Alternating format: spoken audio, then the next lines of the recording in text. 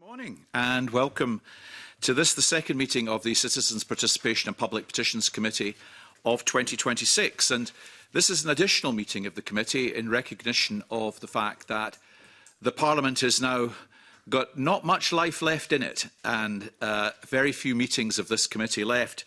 And as of this morning, still 68 active petitions before it. And we obviously have to be very careful as to how we proceed.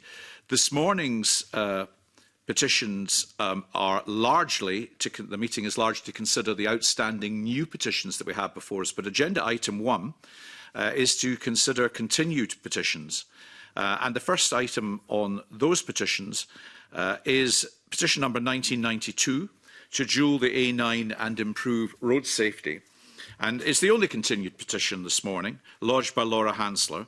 And this petition calls on the Scottish Parliament to deliver on the commitment it made in 2011 and address safety concerns in the A9 by publishing a revised timetable and detailed plan for dualling each section, completing the dualling work by 2025 and creating a memorial to those who have lost their lives in road traffic incidents on the A9.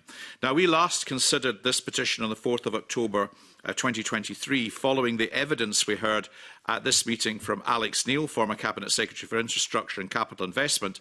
The committee agreed to undertake an inquiry into the A9 dualling project, and we took evidence over a number of sessions as part of that work. We published the inquiry report on the 1st of November 24, and we received a Scottish Government response on the 9th of January last year. And the Chamber then had an opportunity to debate on a committee motion the issues raised on the 16th of January last year, almost just a year to the day ago. In its response to the report, the Government indicated that it expected to make a decision late last year on whether to complete the A9 dualling programme using resource-funded mutual investment model, the MIM contracts, or whether to adopt an alternative approach.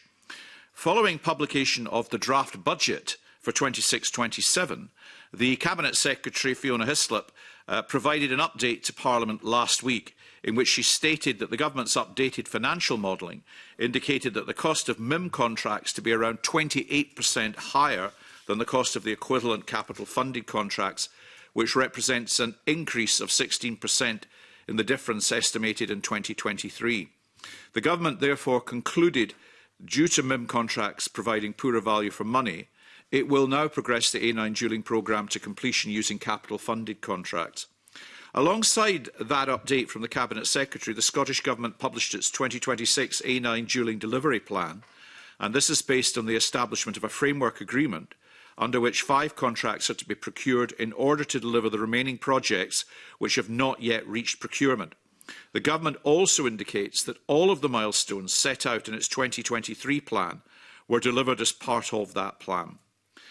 In terms of the third ask of the petition, the Government's response to the inquiry report states that while it sympathises with everyone affected by road fatalities, it is unable to be directly involved in a proposal or a decision for a memorial, and it considers that this should be, quote, a matter for the communities and private individuals to progress with landowners and appropriate planning authorities.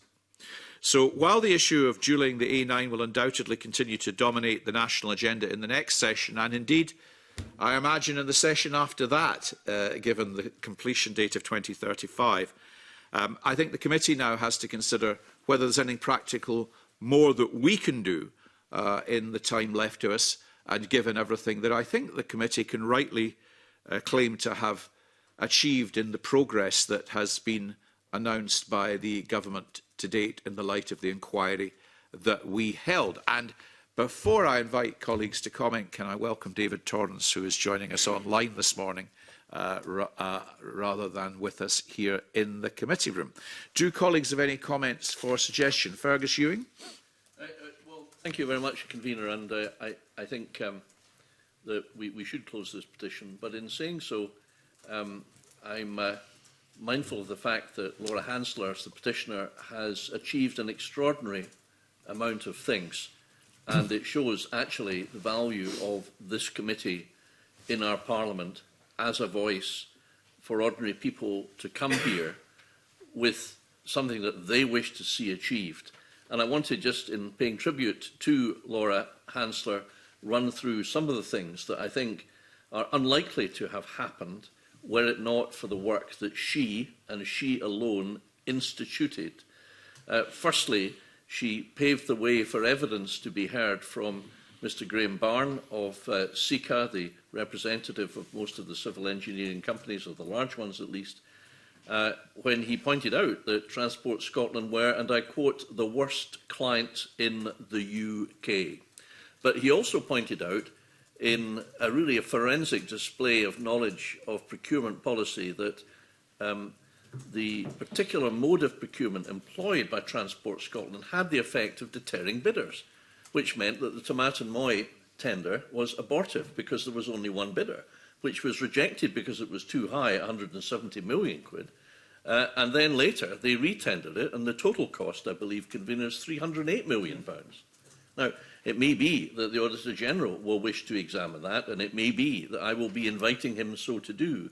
But it is clear that what happened was that Transport Scotland then changed their contract, and they changed their contract toward or to the NEC contract that Mr Barnes pointed out in his evidence, which I think was very early on in January in the inquiry.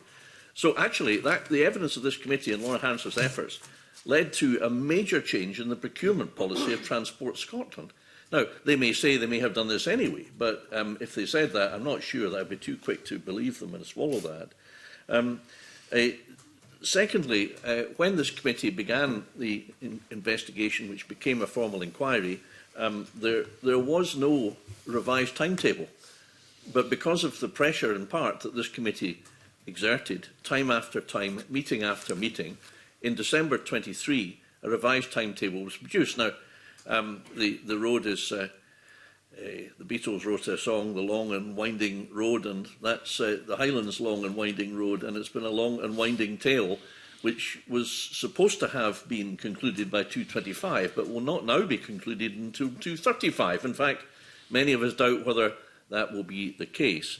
But be that as it may, that revised timetable was extracted only because of the work this committee has done. She also has pressed for a memorial garden, and she informed me informally that she had had discussions with one of the contractors who were willing to carry out this work. And I think it's abundantly clear that Transport Scotland have blocked this. I mean, no doubt they will redact and conceal the advice they've given to ministers, as they have done so frequently. But the truth will out eventually, and I think that that will be the case. I think the minister saying it's up to the community is ludicrous, because the community haven't got assets to carry out a contract of hundreds of thousands of pounds. That's for the birds. So that will have to be revisited again. Lastly, the committee, I think it was your own idea substantially, convener, suggested that one of the problems, and we identified this in the report, of what has happened since 2011, when Alex Neil first made the promise, and he gave a very effective evidence, a statement of his evidence, as did the late Alex Salmond in his last public appearance in this Parliament before he died, that since that time there has been slippage. The scrutiny of this Parliament has been sporadic, it has been intermittent, and it has been insufficient.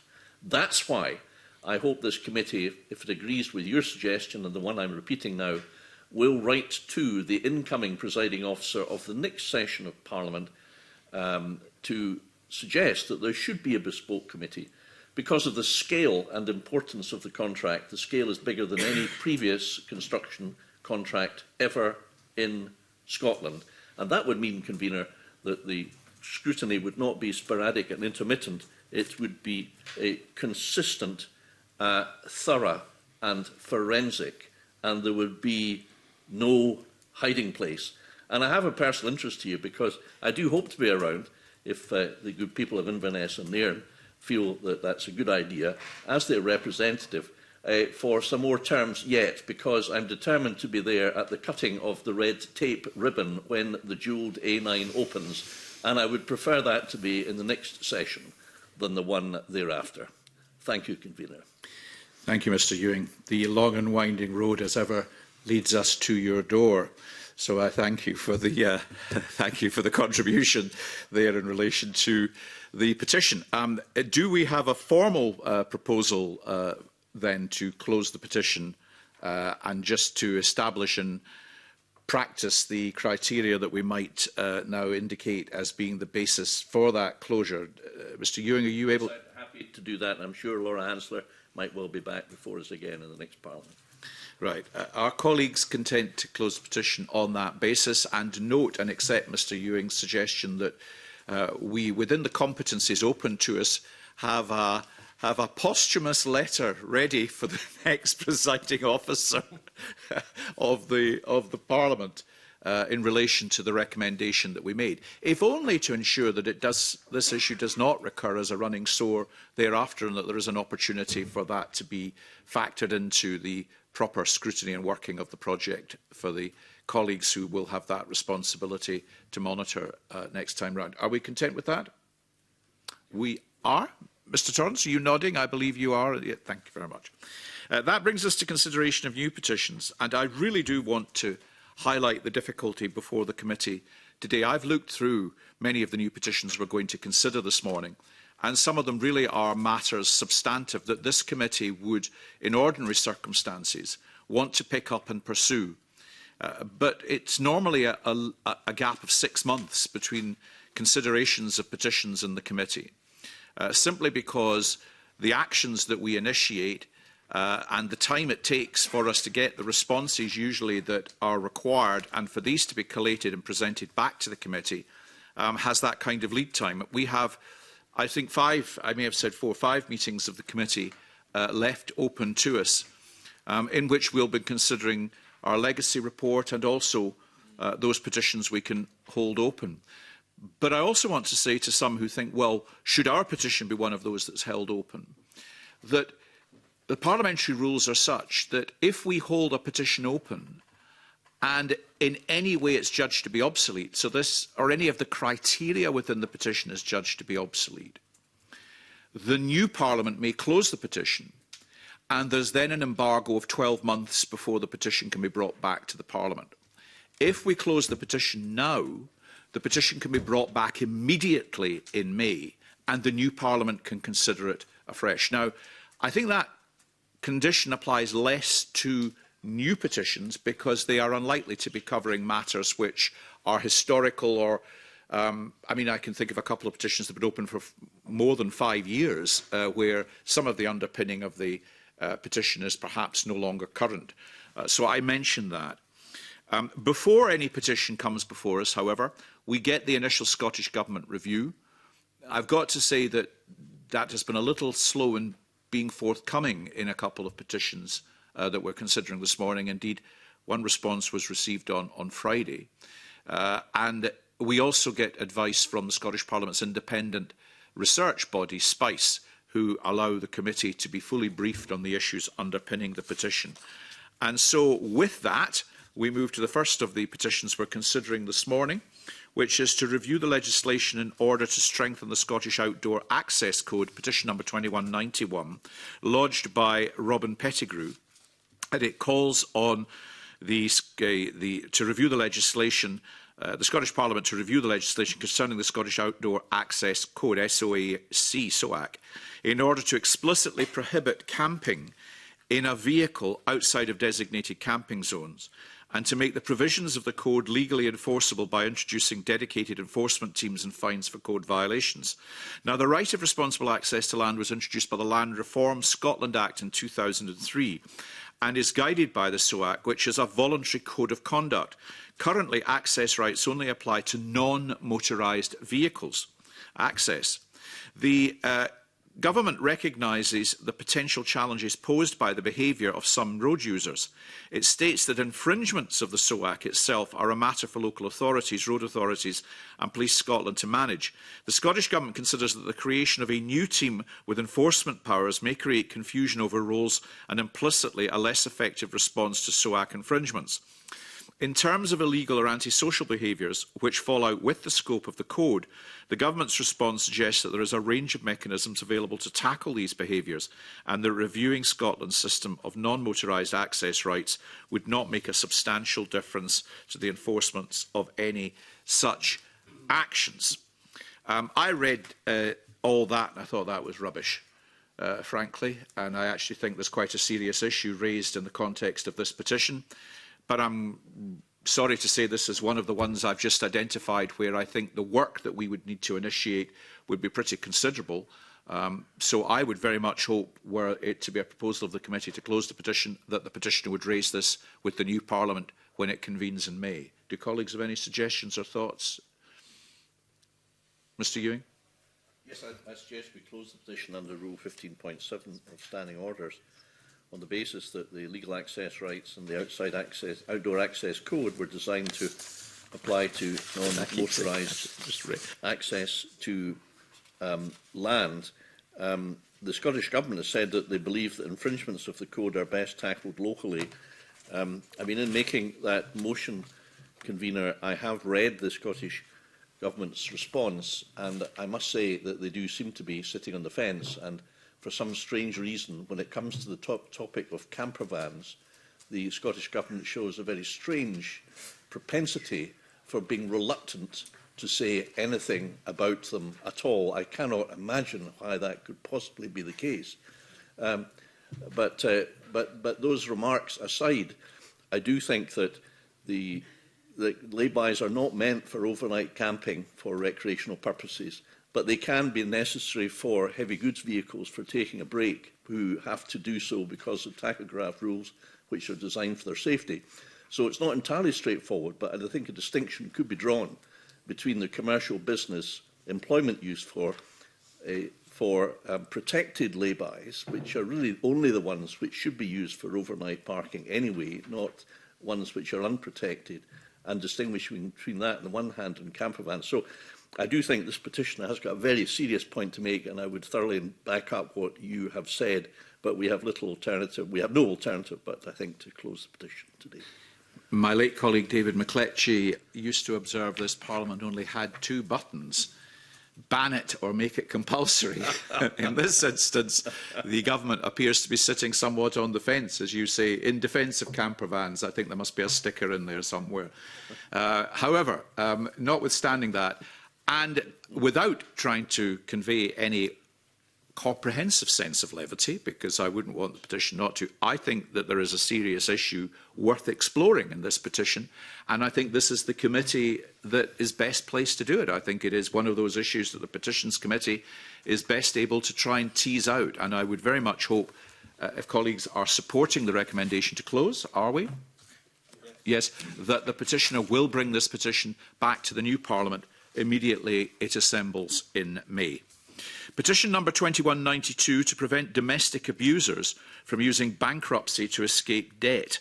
This petition has been lodged by Kevin McGilvray, and the petition calls on the Scottish Parliament to urge the Scottish Government to amend the Bankruptcy Scotland Act of 2016 so that debt owed by domestic abusers to their survivors cannot be written off by sequestration. The Spice briefing for this petition clarifies that sequestration is the term used in Scots law for entering personal bankruptcy, and when someone becomes bankrupt, a trustee is appointed to manage their assets on behalf of creditors. The trustee is usually the accountant in bankruptcy, which is a Scottish Government executive agency.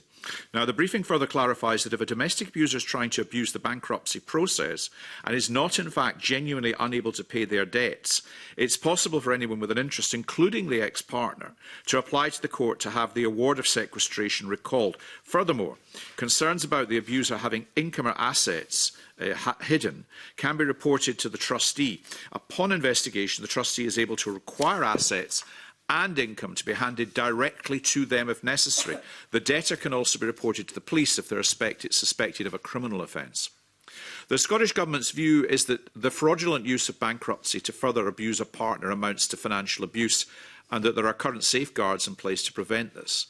The Government clarifies that in investigating the debtor's assets, the trustees' powers are limited under the 2016 Act as, and I quote, they cannot carry out covert investigations, examine income or bank statements not held in the debtor's name, or act beyond the statutory investigating period.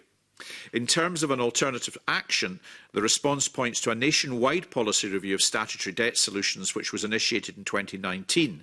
The final report of recommendations to Scottish ministers was expected by the end of the last calendar year. The petitioner's written submission highlights that economic abuse involves complex financial behaviours which trustees cannot detect under the existing powers. It also expresses concerns that transparency presumed by the insolvency system does not always work in practice. I thought there was quite a lot in this petition, but also I thought the response was one which did suggest there was already provision available to remedy. I don't know what colleagues felt. Do we have any proposals for action? Mr. Golden. Thank you, Convener. I mean, I do have sympathy with the petitioner and the motivation to ultimately receive justice in this regard, but ultimately I think the committee has no choice but to close the petition under Rule 15.7 of Standing Orders on the basis that, firstly, the Scottish Government believes that there are sufficient safeguards in place to prevent the fraudulent use of bankruptcy to further abuse a partner. Moreover, if the abuser is genuinely not able to pay their debt, it is possible for survivors or anyone with an interest to apply to the court to have the abuser's award of sequestration recalled. And finally, concerns about undisclosed income or assets can be reported to and investigated by the trustee, who could then get court orders to require such assets or income to be handed to them. Thank you, Mr. Golden. Any other comments or thoughts, or are colleagues content to support Mr. Golden's recommendation? We are. So we will close this petition on the basis identified. Petition number 2193 to address dangerous delays in paediatric cancer diagnostics. Now, note we have some guests in the gallery this morning, and we're also joined by Jackie Bailey.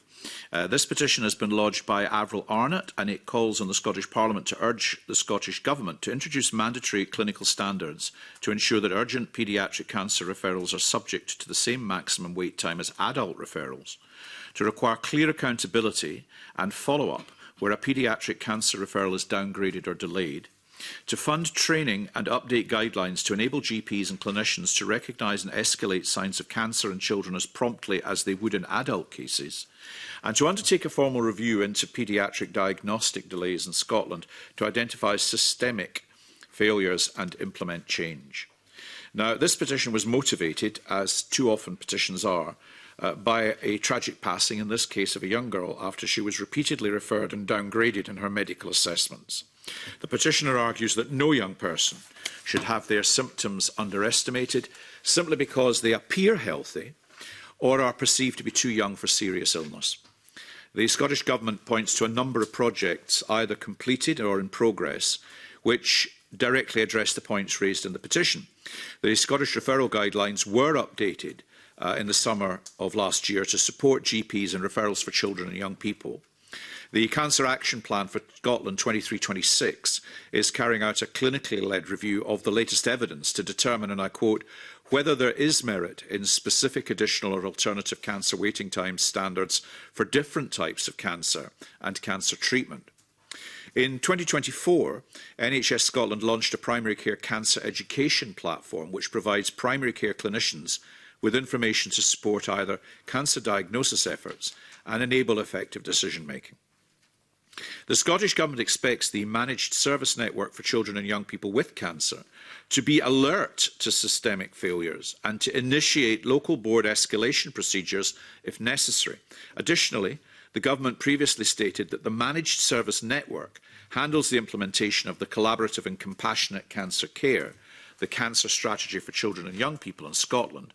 This work started in 2021 and is due to be completed in 2026. Before the committee decide what action it might consider taking, can I invite Jackie Baillie to contribute to our thinking? Thank you very much, Convener, and I know the committee is now not routinely inviting MSPs to speak, so I do appreciate the opportunity. Can I join you in welcoming Isla's mum and dad, aunt and uncle and grandmother to the visitor gallery today? I think we'd all agree there are significant advances in cancer care. Our clinicians do an exceptional job, but that's what makes Isla's experience all the more disappointing. Isla first went to a GP in July 2022. It was some 2 years later that she received a diagnosis, and by that time her cancer had spread and it was too advanced. There are 3 main issues that the family are bringing forward. Firstly, the GPs who are diagnosing only see about 180 children, 200 teenagers, every year. So the reality is GP is not going to come across a child with cancer very often. So they wanted improvements in diagnosis, in guidelines for GPs, and in fairness to the Scottish Government, they are doing that, and that is particularly welcome. The second issue is that there is no longer data collection on the number of children and teenagers that get cancer. Again, this is something that the government is saying that they are addressing, and that too is welcome, although there is work to do on this before it becomes a reality. But it's the third issue I'd like to concentrate on, where Isla's GP did then make an urgent referral for a biopsy. It was at that stage that the clinic downgraded the referral from urgent to routine, and we lost even more time. And the consequence of them doing that, and they decided that on the basis that, she was young. That was it. That was the sole clinical judgment, is that she was young. So we'll just make it routine. That is inappropriate to downgrade just on the basis of somebody's age. So genuinely, and I risk being on the wrong side of the committee here, but I think we want to take our chances and keep the petition open. And I would invite the committee, if there is time remaining, to write to the Scottish Government specifically on that point of referral, which they have not addressed in their submission to any great degree, and to ensure that children and young people in Scotland will be treated in exactly the same way, as urgently as adults with cancer. Thank you. Thank you, Jackie Baillie. Well, I think in the face of the eloquence and in view of the tragic circumstances that underpinned this petition and which might otherwise have been avoided, for all we know, that is a very focused additional inquiry, I think. And so I'm minded if the committee are willing to, by exception, hold this petition open and to seek that specific request of the Scottish Government. I don't think we can go further afield or wider, given that we want to try and see what action we can get. I certainly think we've been able to highlight the issue through the evidence of the petition having been raised and the contribution that you've made. But if colleagues are content, we will hold this petition by exception open this morning, and we will seek to clarify that specific point that Jackie Baillie has raised with the Scottish Government. Mr Russell? Yeah, I totally agree with you there that when you look at what the situation is so far, basically they're allowing it to basically escalate locally. If somebody locally, there's no real hard and fast guidelines in there, and I think that's where the failure occurs, when there's not an actual structured guideline, and I think that's... Any one of us who are parents, whether that's some time ago now, or, well, still always a parent, but whether they're no longer children, let's put it that way. I mean, they're but for the grace of God, and to think that that something might have been avoided with their issue had not been dismissed in quite that way, simply because of a prejudice against the idea that young people might have cancer, I think is deeply disturbing. Mr Ewing. Yes, I was struck by the background information to the petition, which pointed out that Scotland continues to have one of the highest mortality rates amongst children under 18 in Western Europe of cancer. I mean, that's a shocking statistic, and I wasn't aware of many of the issues that Jackie Baillie has eloquently set out in what she said earlier. So whilst it's heartening that some progress has been made on points 1 and 2, I think she's absolutely right to focus on point 3 and get a specific answer from the Scottish Government. But I just wanted to add, Convener, that I don't see any reason why we shouldn't also at the same time write to the Royal College of Paediatrics and Child Health to see what they say about it, because, you know, plainly the Scottish Government is regularly referring to the advice and the guidelines, the NICE guidelines and everything else from the Royal Colleges. So I thought that it might be worthwhile. There's no harm not to do that. Let's do that again in relation to the focused issue. But I think in both cases, the Scottish Government will appreciate this, but certainly to any third party, the urgency with which the committee would appreciate them considering the point that we're raising, given that there is limited time for this Parliament to actually consider the issue further, and we would appreciate it if they were able to come back to us promptly with a view. Are colleagues content to? So we will hold the petition open and act on that basis. Thank Jackie Bailey for her contribution, and thank the gallery members for being with us this morning.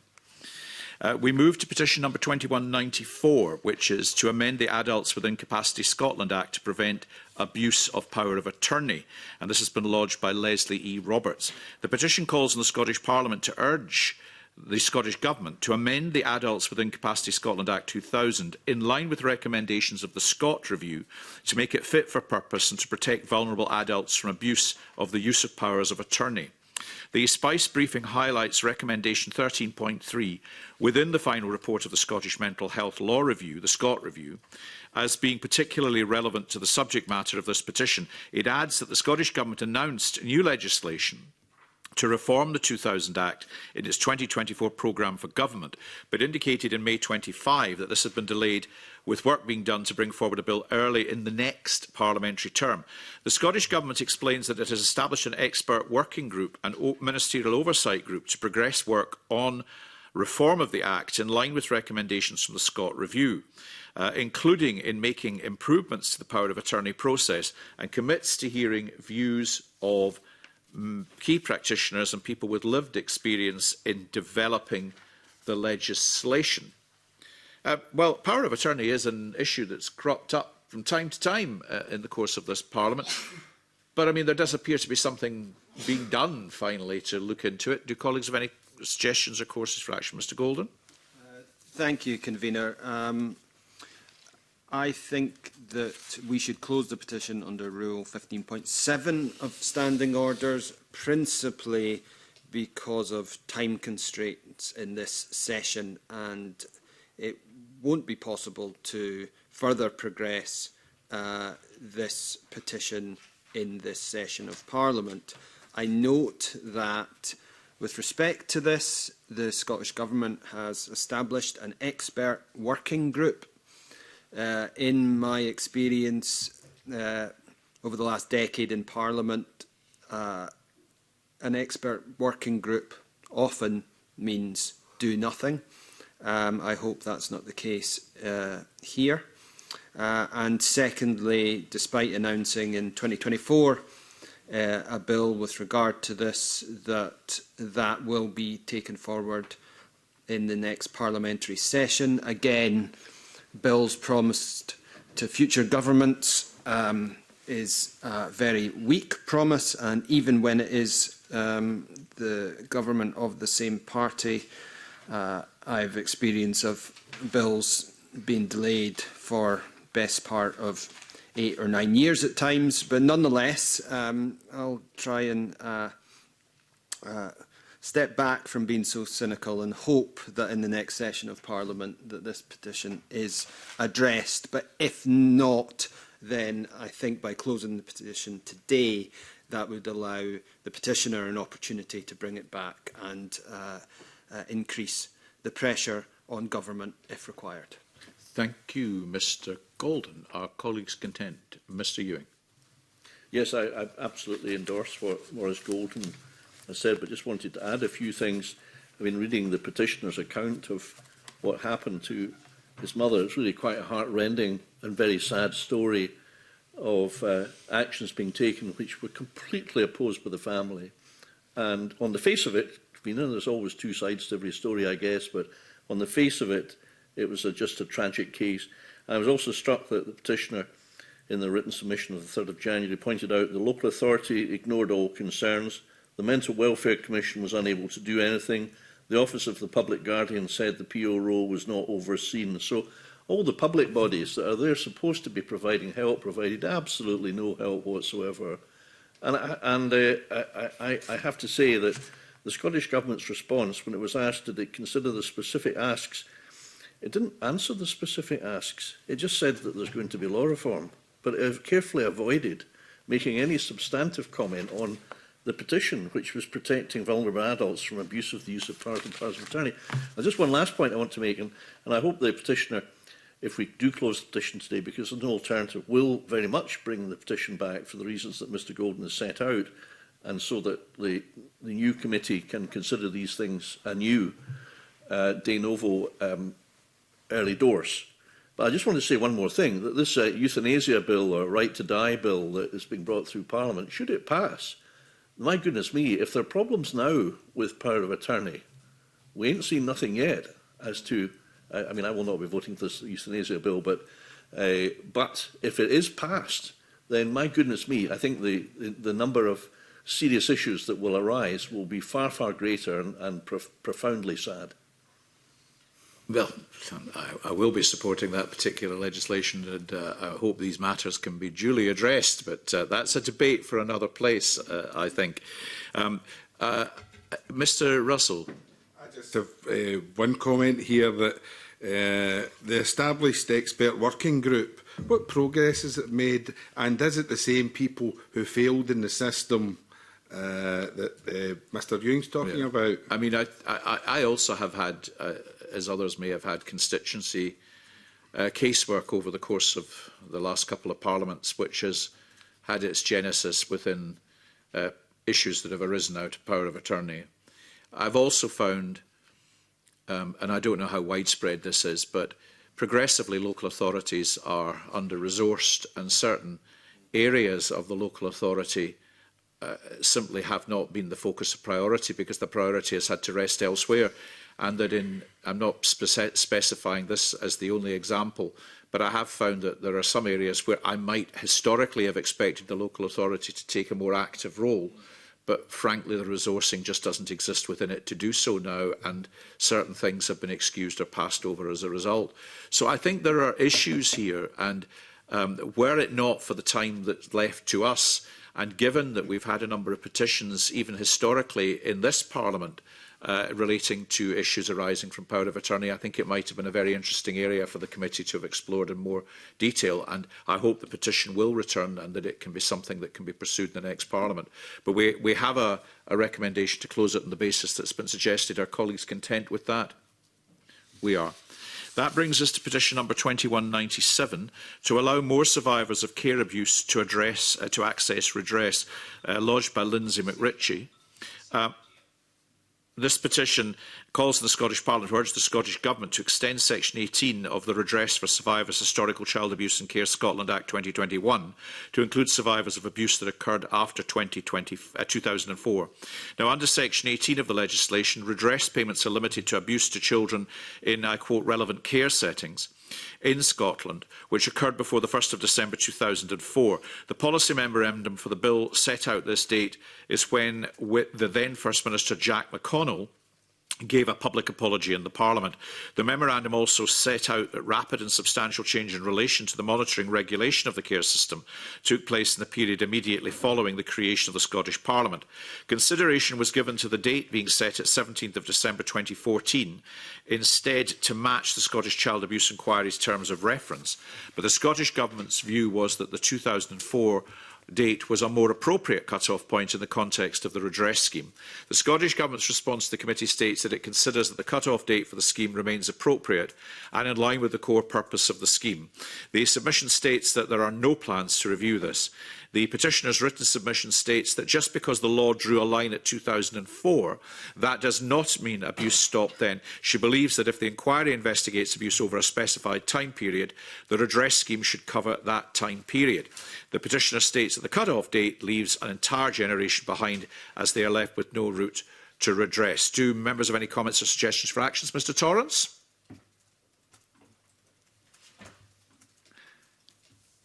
Good morning, Convener. Convener, I wonder if we could consider closing the petition under Rule 15.7 of Standing Orders on the basis that the Scottish Government has clearly set out that it considers the cut-off date to be appropriate and has no plans to review it. Are colleagues content, given the position of the Scottish Government, notwithstanding the importance of the issue, to accept that we're not going to be able to advance the petition in this Parliament? Mr Ewing? Yeah, I think Mr Torrance is absolutely right. I mean, the Scottish Government has set out its stall, but I don't think that they really have an answer, nor have they answered, nor can they ever answer the point raised by the petitioner. This is arbitrary in time, and one can well understand how much that must rankle and worry people that have been through abuse before 2004. So I guess this again may be something to which we will come back, because if something is not based on principle and confounds any sense of decency, then this committee, I'm quite sure, will be hearing about it again, and rightly so. Well, the work of the Scottish Government's inquiry is ongoing, and I mean, it may well worthwhile be for the petitioner just to wait for that inquiry to conclude and then to resubmit a new petition to the next Parliament in the light of whatever arises from that. And the committee could consider it and potentially pursue it at that time. But our colleagues, I think colleagues are content, notwithstanding the importance of the issue, to support Mr Torrance's recommendation. We will, thank you. Petition number 2198 to establish a standardised and fair public participation process for all Scottish councils. Now, this petition has been lodged by Wilson Chowdhury. The petition calls on the Scottish Parliament to urge the Scottish Government to introduce new legislation or amend existing legislation to order that require all local authorities in Scotland to adopt within a specified timeframe a set of minimum standards for public participation processes, questions, deputations, petitions, etc., that ensures such processes are accessible, transparent, fair, inclusive and consistent across Scotland, and to designate a new or existing body to oversee and monitor compliance with such standards and either take or recommend action when these are not met. Now, the Spice briefing explains that each local authority publishes its standing orders, which can set out how deputations, questions and petitions are handled. It is up to councils themselves to develop and update their standing orders in line with relevant legislation. The Scottish Government suggests that the first ask of the petition could be feasible, but states that it does not have data to assess the practicality or desirability to mandate this across all local authorities. The Government points to a number of existing good practice frameworks for community engagement across Scotland, including guidance on participation requests for public service authorities and community councils, regulated under the Community Empowerment Scotland Act of 2015. As the Spice briefing clarifies, it's up to local authorities themselves to interpret this 2015 legislation and ensure compliance with the guidance. In regard to the second task of the petition, the Scottish Government believes that it may also be achievable, but that it is dependent on identifying appropriate resource and budget. The Government highlights that its own open government team is currently considering how and who could develop a national strategy for public participation as part of Scotland's next Open Government Action Plan of 26 to 2030.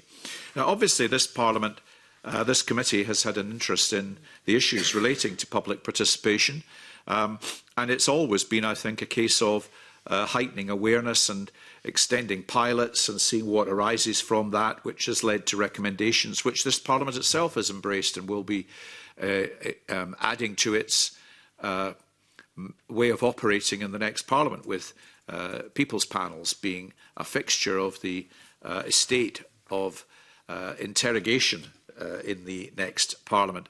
Mr Torrance, you and I are the only two survivors of all that we have investigated over this time. I did think that there were issues here that were of interest. The Government seems willing to explore, but at this stage I don't think there's much more that this committee could do, and it's not clear that participation will be something of the remit for the next committee, because of course it was an addition to this committee's responsibilities over previous parliaments. Do you have any thoughts? Convener, in light of evidence we have, and as you said, we're both the still two surviving members of the committee that's been involved in it. So I would like to close the petition under Rule 15.7 of Standing Orders on the basis that how the Scottish Government considers a change in legislation may be feasible. It lacks evidence to assess whether mandating single participate process across all local authorities is practical or desirable.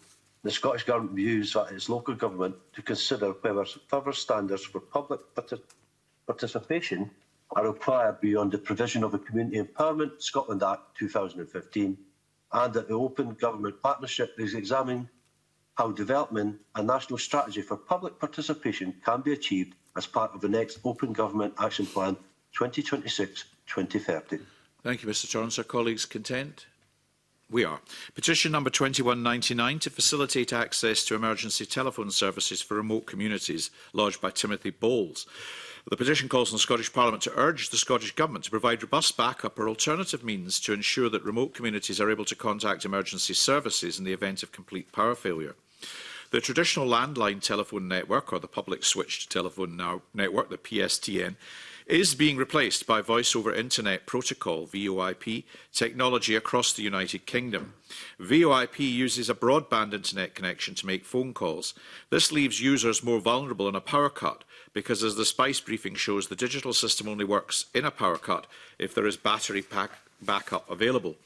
As telecommunications are reserved power under the terms of the Scotland Act, the Scottish Government states that it is unable to directly intervene to provide backup along the lines requested by the petition, or indeed to instruct providers to do so. However, it points to Ofcom guidance which advises providers to have at least one solution available to consumers to access emergency services for a minimum of 1 hour in the event of a power outage. The Scottish Government also mentions that the new National Islands Plan recognises that more can be done to strengthen resilience across Scotland. It adds that the plan includes a commitment to work with local authorities and other key stakeholders to capture and apply learning from disruption affecting island communities in order to strengthen its preparedness and response planning, including in relation to digital infrastructure. Now, finally, the committee received a submission from Consumer Scotland, which highlights the extensive work it has been doing in this area. It states that it continues to engage with the Scottish Government and with local stakeholders to improve data sharing in order to enable powers to more easily identify consumers who need support. Do colleagues have any suggestions for action? Mr Russell. Yeah, in light of it being a reserved matter, the general telecommunications policy remains reserved to the UK Government. Ofcom guidance states that providers should offer solutions to enable access to emergency organisations for at least 1 hour in the event of power outage, and the Scottish Government has committed via National Islands Plan to work with key stakeholders to strengthen preparedness and in response and planning, including in relation to digital infrastructure. So I would recommend we close this under Rule 15.7 as standing orders. Mr Russell, any other thought? Mr Ewing. Yes, I don't think we've any alternative but to close it, but I mean the residents in Seal Island have made the point, and it's all very well saying that Ofcom and all the authorities are committed to doing something about it, but that falls short of actually doing anything about it. Yeah. So, you know, I guess the message to Mr Bowles, I think is that Timothy Bowles, the petitioner, is that he's raised a very fair point and one that must apply to other islands. There can't be that many islands that will be in this predicament, actually, and to be fair to the Scottish Government, they point out that because of the R100 expenditure, which has been considerable, they've laid 16 undersea cables which have assisted communications in some many islands. So to be fair, it's not as if nothing has been done, a lot has been done. And that then means that there can be relatively few places left that are in this predicament. So I don't think it's beyond the wit of the man that Ofcom, the Scottish Government, with all the mighty resources they've got, can find out which ones are left and sort them out. And I hope the petitioner perseveres.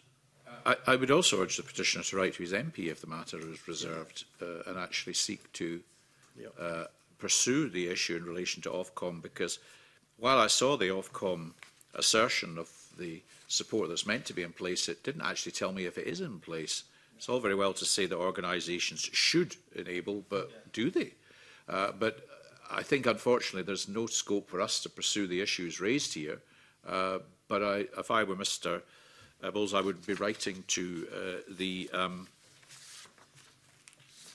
his local MP and ask him to take this issue up with Ofcom and try and get some satisfactory response. So we are minded to close, given the position. Yes, thank you. Position number 22. 00. avoidance of doubt. Provide a sustainable funding model for Scotland's colleges.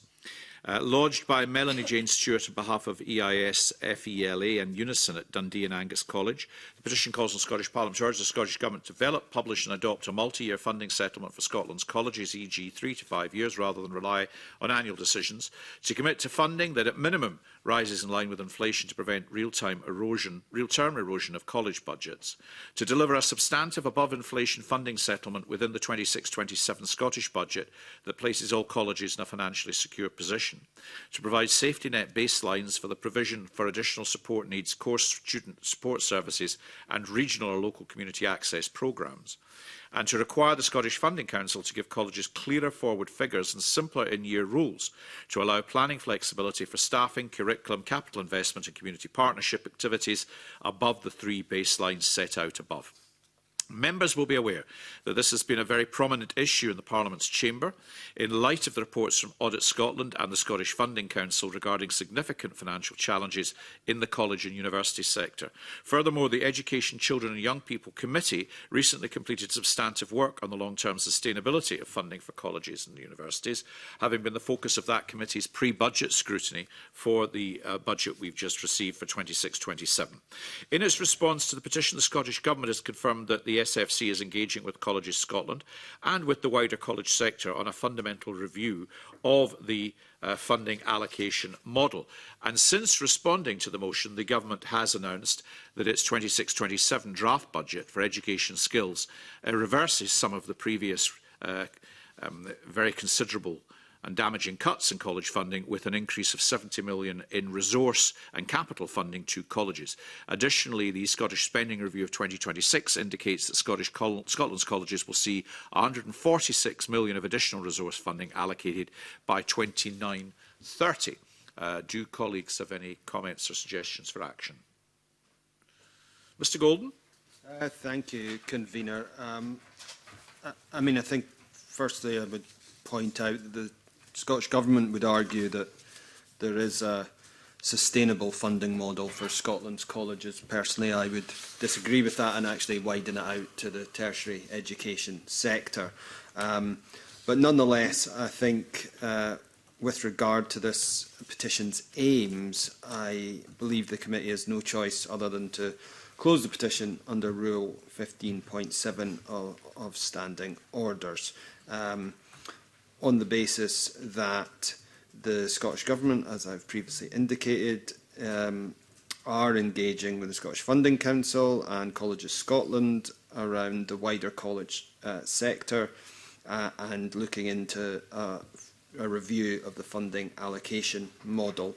I note that many colleges are making difficult decisions and in order to be sustainable, and the petitioner's college, Dundee and Angus College, has recently closed their swimming pool at Gardyne Road, much to the dismay of the local community. But unfortunately, at this stage in the session, I don't believe there's anything the committee can do to further progress the petition's aims. Thank you, Mr Golden. Are colleagues content to progress the closure of the petition? We are. Thank you. Petition 2201 to introduce a legal requirement to notify parents and carers by the end of the school day when an incident involving their child occurs. This has been lodged by Tamara Giocopazzi. The petition calls on the Scottish Parliament to urge the Scottish Government to place a legal duty of schools to inform parents and carers by the end of the school day if their child is involved in any incident or allegation that affects their safety, well-being or dignity. The Scottish Government's response to the petition states that it expects schools to work with families on any issue which affected their child's safety, well-being or dignity. It is the Cabinet Secretary's expectation that this includes contacting parents or carers in a timely manner where an incident has taken place. The submission states that schools and local authorities should already have established protocols in place to notify parents of incidents affecting their safety and well-being, such as when they provided first aid as a result of illness or injury. The Scottish Government's view is that as a local authority, it's their duty to carry the statutory responsibility to deliver education, and it's appropriate that notification protocols are developed and implemented locally. Given that Mr Torrance has to leave us at 10:30, I wonder if he has got any thoughts on this petition before he leaves us this morning. You'll need to demute yourself, though. which should be controlled by... Oh, you're on. Okay. Thank you, Convener. I wonder if the committee, in light of evidence, would consider closing the petition under Rule 15.7 of Standard Orders on the basis that schools and local authorities should already have established protocols in place to notify parents of incidents affecting their safety and well-being, and local authorities have a statutory responsibility in this area. Therefore, the Scottish Government's position is that it is appropriate for notification protocols to be developed and implemented locally. Thank you, Mr Torrance. Are colleagues content?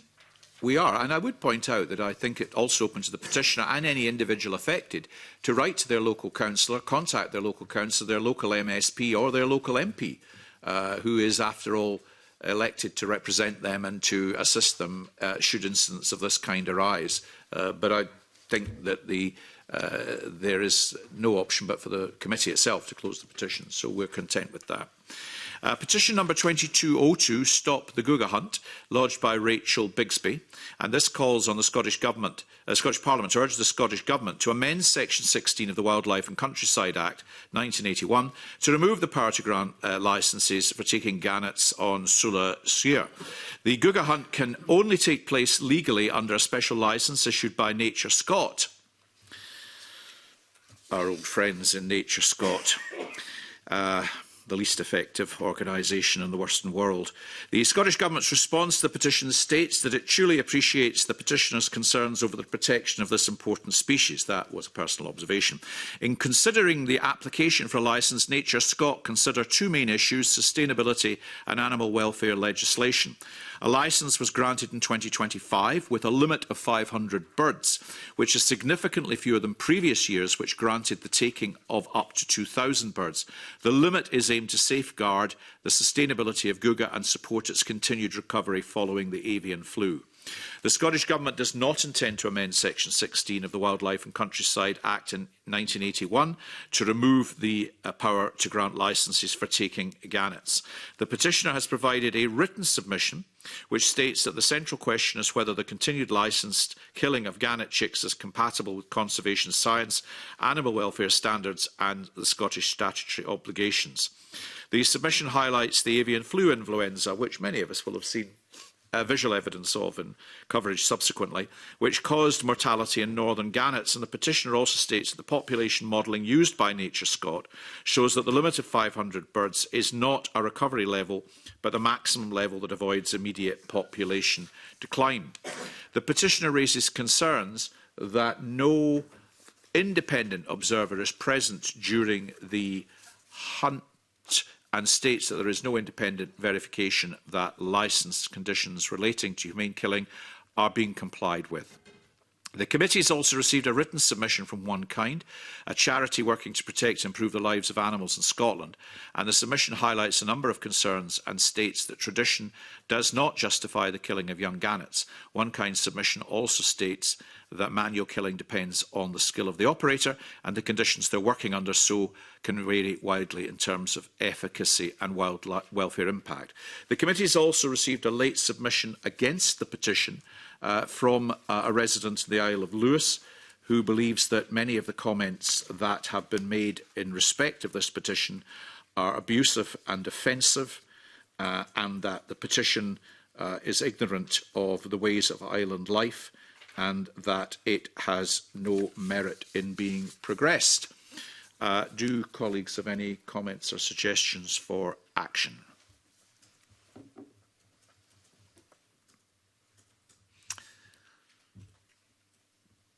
Given our position and timing at this Parliament, I mean, you know my views on Nature Scott, but I'm not really sure where we go to in the time available to us. Mr Golden? Thank you, Convener. I think this issue warrants further consideration, which unfortunately this committee won't be able to do at this point in the session. I think we're back to the term sustainability of the with respect to the gannet population, but ultimately I think the committee has to close the petition under Rule 15.7 of Standing Orders, principally because the Scottish Government has made clear that it does not intend to amend Section 16 of the Wildlife and Countryside Act 1981 to remove the power to grant licences for taking gannets on the particular island, which I struggled to pronounce. Well, I mean, I'm uncomfortable because I think there are issues here that the committee in other circumstances would have been happy to interrogate further. Certainly, we've interrogated NatureScot positions previously, but I think also, irrespective of that, the views of those on the island would have been views that we would have wanted to take into consideration too. The petitions attracted over 80,000 signatures. However, as we said at the start of this meeting, there are only a handful of meetings of this committee left in this Parliament. In closing the petition, which is, I think, what colleagues might be minded to do, I would very much urge the petitioners to raise the petition again as soon as the new Parliament assembles. It doesn't require the number of signatures. One signature is all it takes for the petition to have the opportunity to be properly heard. But I think there would be an opportunity for the next committee of this Parliament to maybe tease out and interrogate some of the issues that are raised by this petition in more detail. So it's with some reluctance, given simply that we only have a handful of meetings left, and any inquiries we make now, we simply won't have responses back in time to take anything further forward, that I suggest that we do close it at this point. Mr Ewing? Yes, I would agree with what both yourself and Mr Golden have said, and I note in passing that we understand the Scottish Government doesn't intend to amend the Act to remove the power to grant licences, so they're not doing anything. They're allowing things to go ahead, and NatureScot have indicated that they're bound by the Wildlife Act. I don't quite understand that, because I think that gives them a discretion, but I am struck with their determination to allow the Guga hunt and to prevent the control of seagulls in my constituency, which is causing huge problems as well as lacerations to people and injury. But that's really for them to explain. But I do think that this, and given the number of signatures, it needs to be further explored. But that's probably for the next Parliament. Just the last thing I would say is we have this written submission from an islander, and I'm sure that any committee will want to make sure that the voice of the islanders is heard, because they have a case that's part of their tradition, their heritage. They want to be heard as well. They're entitled to be heard, and I think some of them feel a little bit browbeaten by some of the tone of the criticisms being made of them. So I hope the debate can be conducted in a civilised and rational way, even although people, of course, have very strong emotions about it.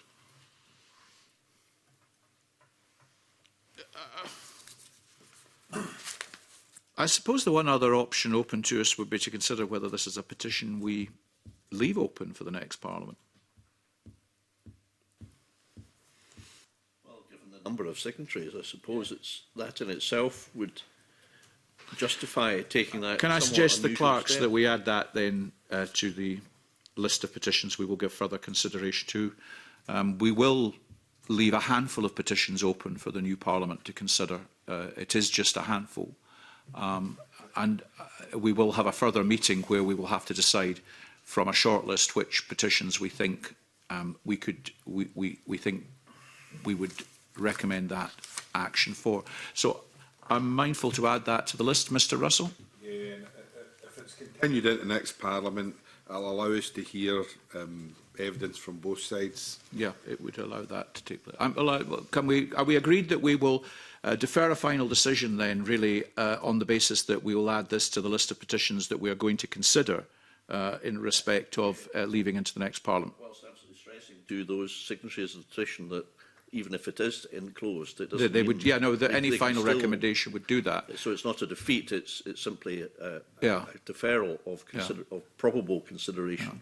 We will be considering which petitions that those are likely to be within the next couple of meetings of the committee. So I'm content on this occasion to hold the petition while we consider whether that would be the appropriate action. If it has to close, it will be for the reasons that we've suggested. And the members of the next Parliament, for those of us who are not ourselves culled, we can give it consideration.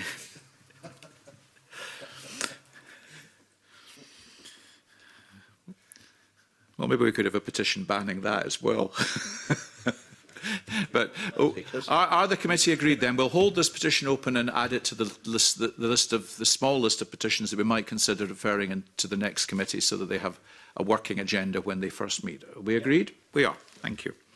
Petition number 2203 to make schools in Scotland safe for pupils with allergies. This has been lodged by Helen Blythe. The petition calls on the Scottish Parliament to urge the Scottish Government to close the allergy safeguard gap by introducing legislation to mandate and fund all schools, to hold a date adrenaline auto-injector, to have an allergy policy, and to provide allergy training for all school staff on emergency response, preventing reactions and allergy awareness. The Spice briefing sets out that allergies are thought to affect approximately 30% of children in Scotland. The Scottish Government has written guidance to support schools, local authorities and health boards as they consider what action they need to take in order to safeguard pupils with healthcare needs. The guidance states that schools may obtain adrenaline auto-injectors without prescription for emergency use. It also states that education authorities and NHS boards may wish to consider whether to implement their own policy in relation to the use of emergency adrenaline auto-injectors in schools. The guidance outlines specific issues that the policies could cover. The Scottish Government's response to the petition states that local authorities already have the power to use funding to take the action they deem necessary to protect pupils with allergies from harm while at schools. The submission states that decisions about what provision and training are required will need to take into account the specific circumstances within each school. The Scottish Government's view is that there is already sufficient legislation in place to require schools to take appropriate action to safeguard pupils with allergies, as well as financial and practical support for local authorities to do so.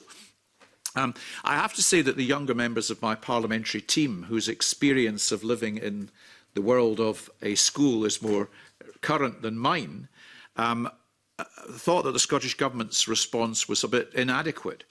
If we are teaching pupils how to use defibrillators, if we are teaching pupils about CPD, why is it that we are not teaching pupils about how to assist with the training in adrenaline auto-injectors and to properly understand the issues arising from allergy policy, and therefore leaving this a bit more open to chance? I don't know that there is really anything more we can do in this Parliament given the response, but in closing the petition, I wonder, under Rule 15.7, on the basis that the Scottish Government sets out its position that there is already sufficient legislation in place to require schools to take appropriate action, if the committee would agree that we urge the petitioner to submit this petition again in the new Parliament, and perhaps the committee will interrogate the evidence a little bit further in the light of other training that appears to be perfectly within the capabilities of children to understand, and also, as we've heard, in relation to defibrillators, save the lives of people in school as a consequence or subsequently outside of school. Would that meet with the agreement of the committee? Mr Golden? Yeah, I agree with you, Convener. I mean, I think this is reasonable asks which the committee or a future committee should ultimately attempt to get some data around. You know, what is every local authority in Scotland doing with this regard? You know, in every school, because allergies are very prevalent, and I think this is worthy of further consideration before coming to a conclusion. But that would be for a future committee to do. Mr Ewing? Yes, I would agree with that. I'm just struck by Petitioner Helen Blythe pointing out that in an FOI answer she received, fewer than 1 in 20 schools have all 4 recommended allergy safeguards in place. That's 19 out of 20 don't. Almost half, 49%, have no allergy policy, and only 8% hold spare adrenaline auto-injector allergy pens, and nearly a third don't provide any allergy training. Now, the Scottish Government don't answer.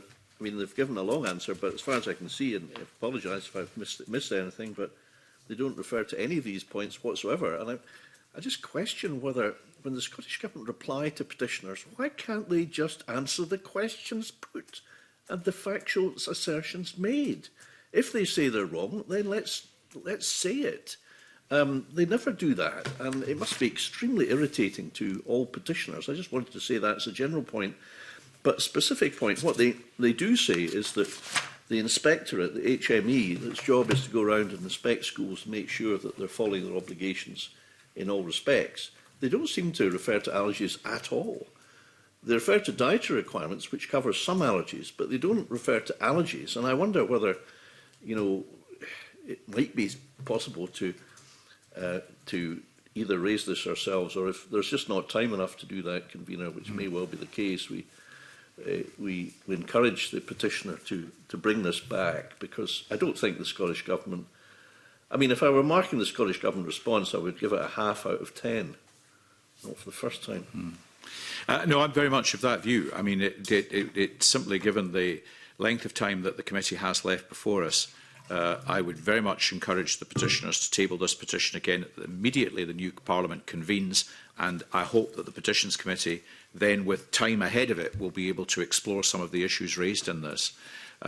So this is one with some regret. I feel that we have to close at this point, but with a strong recommendation that it be resubmitted to the committee on the other side of the election. Are we content with that? And I thank Josh MacLeod in my parliamentary office for his very forceful representations to me on this matter. Petition number 2204 to create a national database to record patient outcomes for endometriosis treatments. This has been lodged by Candice Mackenzie. The petition calls on the Scottish Parliament to urge the Scottish Government to create a national database to record patient outcomes for medications, hormone replacement therapy, HRT, and all other hormone therapies used to treat or manage endometriosis. The SPICE briefing explains that Scotland follows the NICE guidance on endometriosis diagnosis and management. This guidance outlines best practices in endometriosis diagnosis, referral, pharmacological treatment, surgical management and care coordination. It has been used by NHS Scotland to develop the endometriosis pathway, which details the investigation and management of patients. The Scottish Government's response to the petition states that the proposal would be a positive but very substantial project. The submission states that the creation of a national database of this scale and complexity would have significant costs attached for the development and implementation, as well as considerable implications for clinical staff time. The Scottish Government considers that there are mechanisms by which those living with endometriosis are able to access the best possible care and support.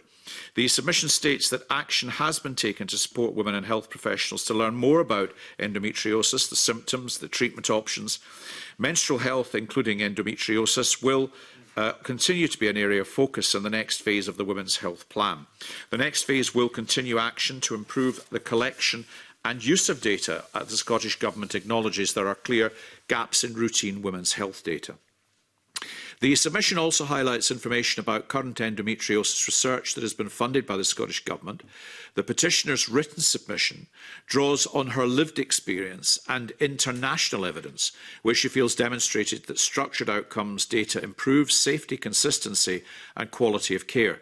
The submission states that the absence of national data drives inconsistent care, avoidable complications and continued resilience on a trial and error treatment.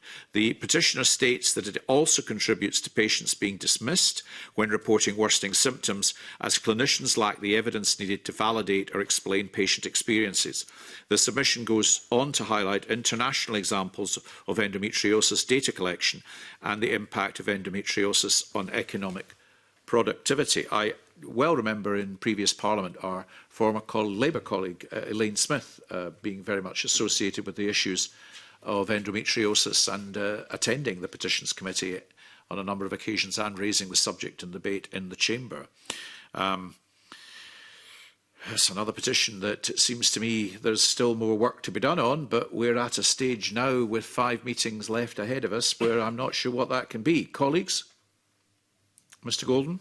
Thank you, Convener. I'm actually quite shocked that there isn't the data to record patient outcomes for your medications, HRT and other hormone therapies used to treat or manage endometriosis. I think that would seems a bit bizarre that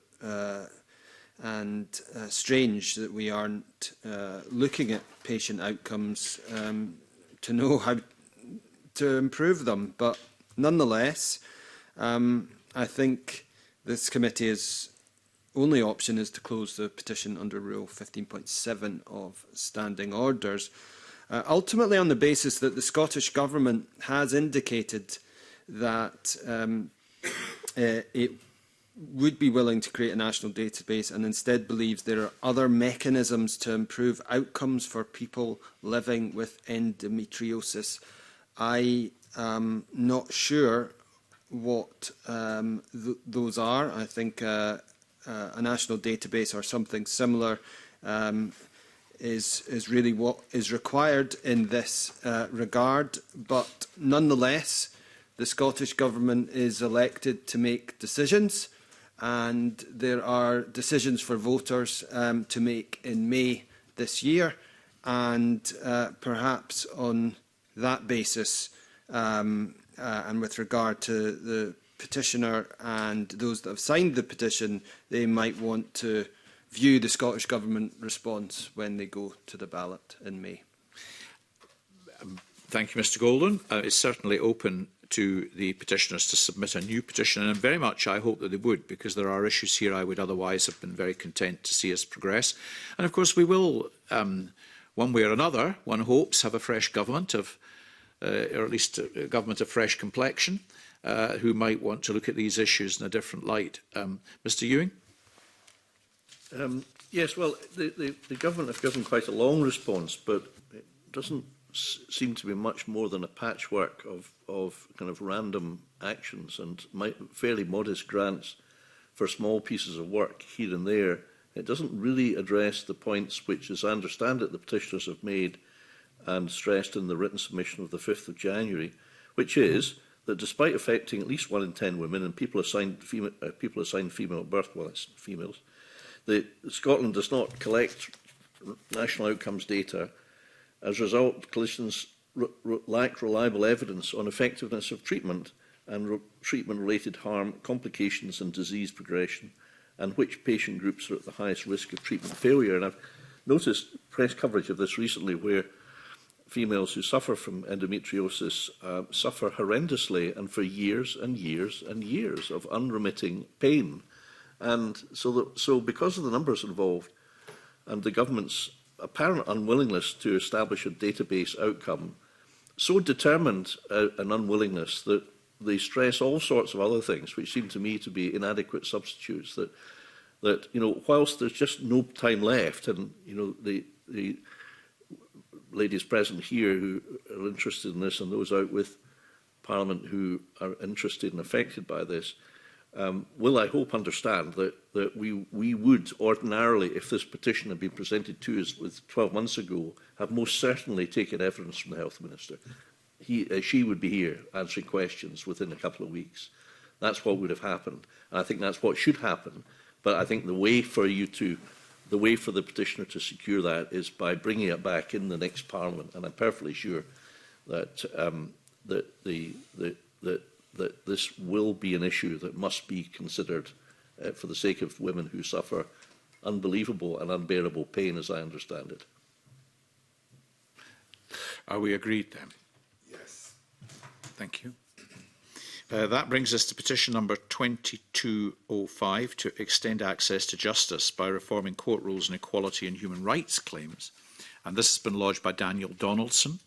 And it calls on the Scottish Parliament to urge the Scottish Government to remove or raise the £5,000 monetary limit and simple procedure for claims brought under the Equality Act 2010 and Human Rights Act 1998, and to extend the qualified one-way shifting QOCS to cover equality and human rights claims. The Spice briefing explains that simple procedure is a simplified type of court procedure designed to be used for relatively low-value claims without the need for specialist legal advice. Simple procedure uses maximum thresholds to cap the money which can be claimed for legal expenses. In cases where qualified one-way costing shifts, QOCS pronounced QOCS, Well, not by me. The pursuer is not liable for the defender's legal expenses if they lose. However, the defender remains liable for the pursuer's legal expenses if the pursuer wins. QOCS is generally used in court actions where there is a recognised imbalance between the position of the parties. The Scottish Government's response to the petition states that while officials have generally kept the simple procedure limit under continual review, there have been very few calls for an increase in the simple procedure limit to date. The submission states that there has been no detailed analysis specifically undertaken in relation to removing or raising the £5,000 limit in simple procedure claims brought under the Equality Act 2010 and the Human Rights Act of 1998. Removing or raising the monetary limit would require secondary legislation to be taken forward, and the Scottish Government has stated that it has no plans to do that in the current session. On the issue of the QOCS, the Scottish Government states that there have been few calls for the change set out in the petition. Well, that's why we have petitions. The submission states that it is, at this time, the Scottish Government does not consider it has sufficient data or evidence to support such a change. The submission explains that the need to deliver against existing priorities, combined with the limited time remaining in the current parliamentary session, will restrict further investigations. Blah, blah, blah. However, whilst no plans are in place to explore the issue of QOCS applying in the types of cases sought by the petitioner, future consideration may be given as to whether QOCS could be extended to other types of civil litigation. Do members have any comments or suggestions for action? Mr Ewing? Well, I think just because of the affluction of time and the inability of us to really pursue this matter further, I think that there have been there is no time really to pursue this. And in saying that, I think the petitioner has raised an interesting point, and I want to say a bit about that in a minute. But the Scottish Government has said it's got no plans to do so in this session, so nothing is going to happen in this session. I just wanted to make a very simple point, just one point really, which is this, that in England the limit is £10,000, in Scotland it's £5,000. Now, I looked in vain for an explanation of why the Scottish Government hasn't remarked on this at all. I don't know what the reason for that is. But again, it's completely and utterly unacceptable. And, you know, as a solicitor, not in practice any longer, but observing the court scene at the moment in the criminal courts where it's very difficult to get a criminal lawyer, in the civil courts where there's massive delays, and where, quite frankly, no individual can afford to go to court unless they're very well off or they get legal aid, which they very often don't, then of course the case for raising the limit to £10,000 to allow people to be able to avail themselves of a simple procedure without the extraordinary Byzantine complexity of either the ordinary cause or the summary cause procedure, which is not much simpler, effectively means there is no justice for individuals in that narrow band. It is impossible to get a lawyer for that sum of money because the legal fees involved would exceed the sum sued for in probably most cases. So lawyers won't take the case on. People go without remedies. We're in a country where there's a theoretical right of access to courts. In practice, it doesn't exist. One simple way to address that to some modest extent is to do what the petitioner asked. So I think, again, this is a petition that, if it weren't for the fact that it's now 26, we're a few weeks away from the solution, we would have had the Justice Minister here to answer some of the questions that, quite frankly, they have manifestly failed to answer in any way at all, which is really quite abysmal, actually, in my opinion. On which note are we content to close the petition? With, well, content, not... yeah. Thank you. Petition number 2206 to review the weighting for single-track roads and the road maintenance funding formula lodged by Jack McConnell.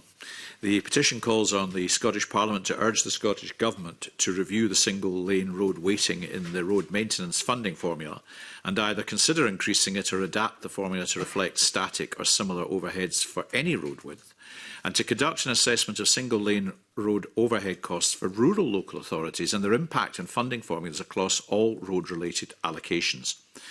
We received a very succinct response from the Scottish Government, which somewhat disappointingly only minimally engages with the core issues of the petition. Certainly so with the second ask, that of assessing costs. Essentially, we are being informed that the needs-based formula, which is used to distribute the quantum of funding available for local government, is subject to constant review and is agreed each year with COSLA. The government states that it is always open to suggestions to improve the funding formula, but that any such proposals must go through COSLA in the first instance. Do colleagues have any suggestions for action?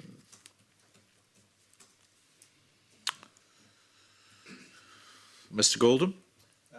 Thank you, Convener. I think that it was disappointing, the Scottish Government response, but ultimately I think that this committee should close the petition under Rule 15.7 of Standing Orders on the basis that the Scottish Government have what's described as a needs-based funding formula for local authorities agreed annually following negotiation between the Scottish Government and COSLA. But I think it might be worthwhile if the committee, in closing the petition, could write to the Cabinet Secretary for Finance and Local Government to highlight the issues raised by the petition. Are we content with the suggestion from Mr. Gold? We are. Petition number 2207. I demand the Scottish Parliament create a pilot court to try Russian war criminals with Ukraine. Lodged by Sviatoslav Rozenko. The petitioner demands that the Scottish Government establish a pilot court to try Russian war criminals in cooperation with Ukrainian international bodies. This will make Scotland a centre of international justice, ensuring punishment for the guilty, protection of victims and adherence to international law, strengthening the country's authority globally and demonstrating commitment to justice and international legal principles. I should note, before we begin any further consideration of this petition, that the committee did not receive the Scottish Government's response to this petition until last week, which is substantially later than was expected. And this is disappointing both for the petitioner and their opportunity to give any response to that and the committee. The Scottish Government's response to the petition states that it does not consider the petition asked to be practical or achievable. The submission states that while it would be legally possible to create a new domestic court with universal jurisdiction over crimes committed in Ukraine, the policy of the Scottish Government is not to create a new domestic court to prosecute those crimes. Its reasons for this are set out in its written submission and include the impracticality of prosecuting crimes without any nexus to Scotland, practical and financial challenges with investigating and translation, the cost involved in creating a new court. The petitioner has provided 2 written submissions to the committee and written evidence. The petitioner sets out that the ask of his petition is possible in Scotland. He states that the Scottish Government's position is a political choice rather than a result of legal constraint. The submission counters the Scottish Government's financial position, stating that no cost estimates or comparisons with alternative routes were provided. The petitioner states that the true reasons for the Scottish Government's rejection are political caution, fear of precedent, unwillingness to take international initiative and wider geopolitical consequences, all of which are perfectly legitimate. Do the committee have any considerations? But Mr. Golden. Thank you, Convener.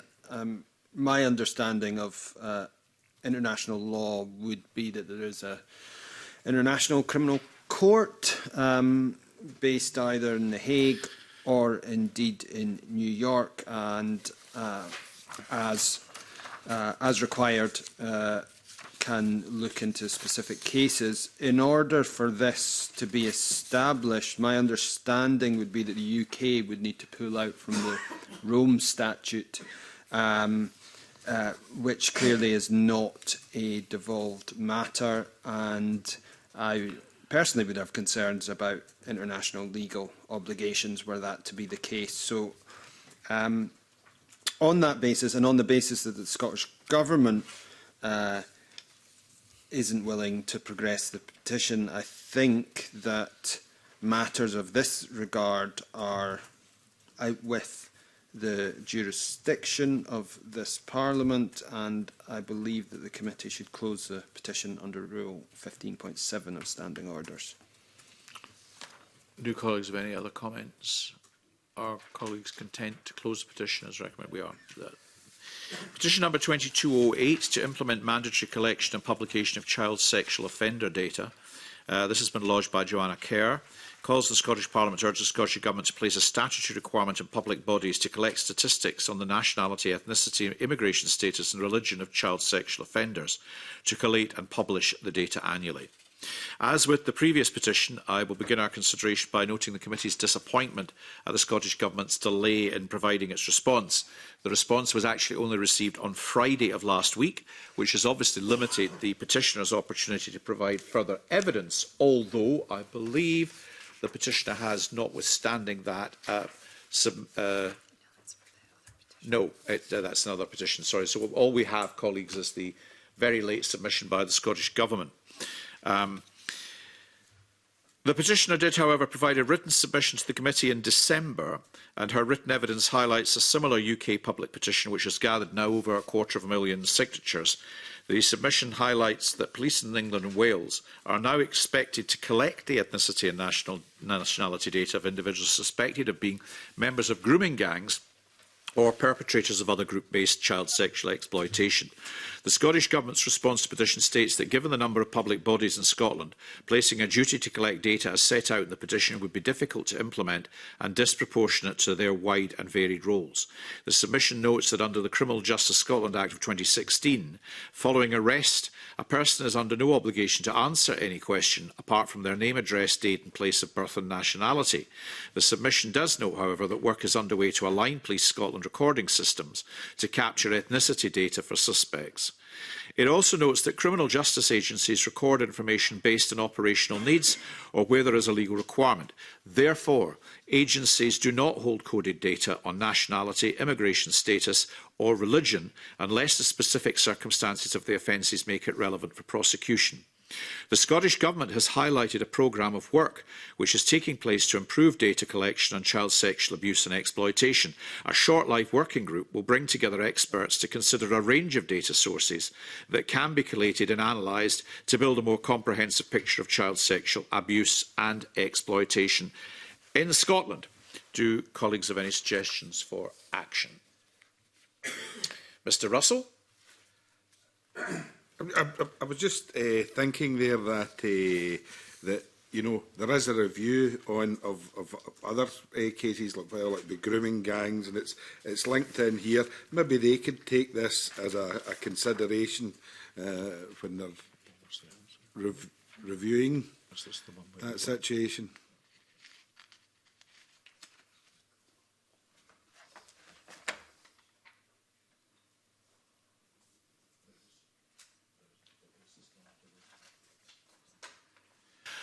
Yeah, I think we privately explored that before the meeting, Mr Russell. There isn't actually an open consultation at the moment, but there is a website that the petitioner could independently contact in relation to the issue raised. Yeah.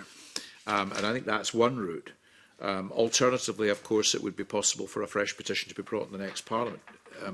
Colleagues, get any thoughts? I mean, I wonder if it's one for further consideration at a future meeting if the committee was minded to keep it open. I think there's inadequacies around Police Scotland in terms of their working to align the data, and I think as soon as I hear the word working group, it's just another red flag, and in terms of no action. And I think that it is perhaps worthy of further consideration, but clearly we can't, as a committee, make a decision until we see the full list of all petitions that we might want to keep open.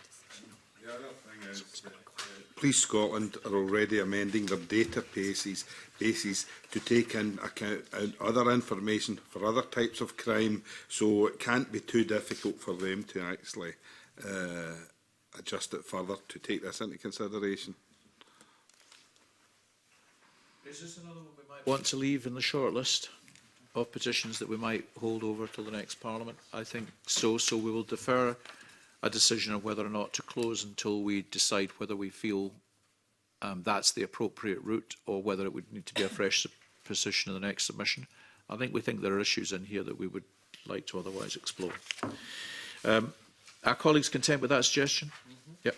That brings us to the last petition this morning, 2209, to make CCTV mandatory in all taxis and private hire vehicles, lodged also by Joanna Kerr, as was the last petition we considered.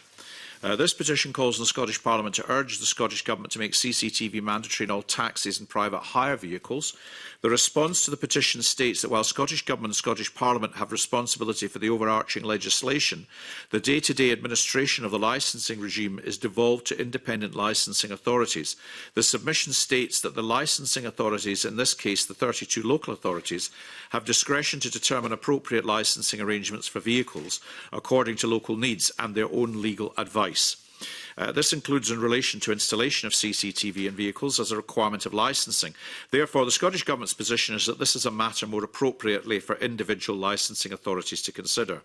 The submission notes that a task force in civic licensing is reviewing a range of licensing provisions, including provisions in relation to general taxi and private hire car licensing. It's expected that a report setting out recommendations will be presented to the Scottish Ministers by spring 2026. While the focus of this group is not specifically CCTV, it may arise as part of their considerations. Well, it is obviously a matter for the local licensing body, which is the local authority. Do colleagues have any suggestions for action? Well, in which case can I propose that under 15.7 we close this petition on the basis the Scottish Government's view is that it is a matter more appropriately for individual licensing authorities to consider, and in any event the committee has limited time ahead of it in order to consider the issue further. Are colleagues content with that proposal? We are, and that concludes today's meeting of the committee.